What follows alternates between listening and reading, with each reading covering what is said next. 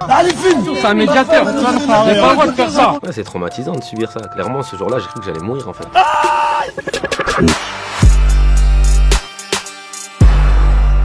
Une maman qui s'est adressée à moi et un jeune avec qui j'étais, en nous disant qu'elle avait perdu sa fille. Et donc moi je suis allé devant chez elle, j'ai trouvé une petite fille, je l'ai appelée par son prénom, elle m'a dit que oui c'était bien elle. Je l'ai amenée à sa maman et il y a une voiture qui était garée tout près, qui avait assisté à toute la scène. Ils sont descendus de la voiture, le premier s'est présenté en tant que policier. Du coup je lui ai expliqué que c'est nous qui les avions appelés pour signaler la disparition d'une jeune fille. Il m'a dit qu'il n'était pas là pour ça et qu'il était là seulement pour faire un contrôle. Je me suis pas opposé au contrôle, j'ai pas de raison de m'y opposer, je sais que j'avais rien à me reprocher. Et son collègue est arrivé et lui, sans même me dire bonjour, il a commencé à me taper durement au niveau des hanches et à mettre ses mains dans mes poches. Et du coup, je lui ai demandé s'il pouvait être discret parce que je travaille sur la ville en tant que médiateur. Je voulais pas être vu dans cette position par les jeunes qui étaient pas très loin. Du coup, il a décidé de me mettre au sol. Et son collègue qui était venu avec le sourire, il a commencé par m'écraser la tête. Allez, filme! Ouais, quoi?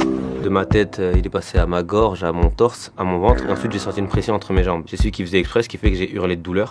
Il travaille à la ville, c'est un agent de prévention, c'est un médiateur. Tu n'as pas le droit de faire ça. Moi, je comprenais pas pourquoi, ce qui fait que j'étais en panique. Ils sont complètement barges. La clé de voiture, il s'en sert comme d'un poignard et il me l'enfonce ici. Tu vas me tuer.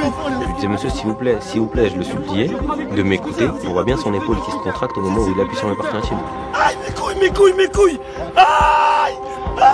Ça me faisait super mal et puis même quand j'en parle tout de suite, je ressens encore les douleurs entre les jambes. Ouais, c'est traumatisant de subir ça. Clairement, ce jour-là, j'ai cru que j'allais mourir en fait. Je leur ai dit, la France c'est un pays de droit, pourquoi vous vous comportez comme ça avec moi? Ils m'ont dit, arrête de parler comme ça te va pas. T'as de la chance qu'il faisait jour, s'il faisait nuit, on t'aurait fait pire. Une fois au commissariat, le policier qui nous accueille, je lui dis, monsieur, c'est grave ce qui s'est passé.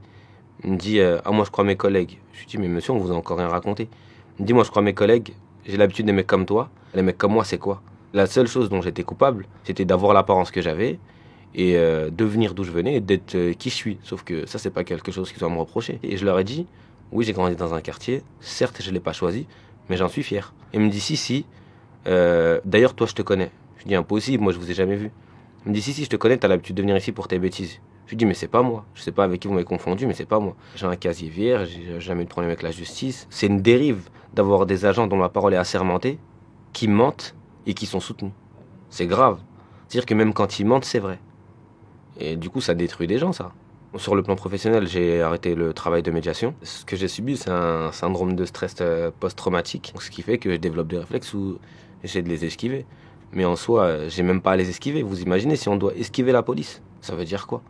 C'est pas une bande de voyous dont je me cache. C'est la police, c'est des représentants de l'État. Enfin, ils sont censés être exemplaires dans leur travail.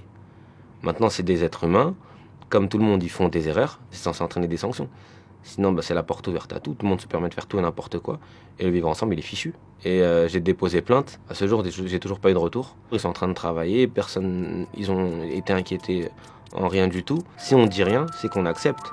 Et ça, c'est inconcevable. Non, j'accepte pas. Et puis en espérant que ça incite aussi d'autres personnes à le faire savoir, parce que sinon c'est leur laisser le champ libre pour qu'ils puissent le faire à n'importe qui. Par exemple, Adama Traoré qui est décédé, Gaël Camara qui est décédé, il y a pas longtemps Ibrahim Abba qui est décédé, Ziad Bouna qui sont décédés il y a quelques années. J'ai même pas envie d'en oublier.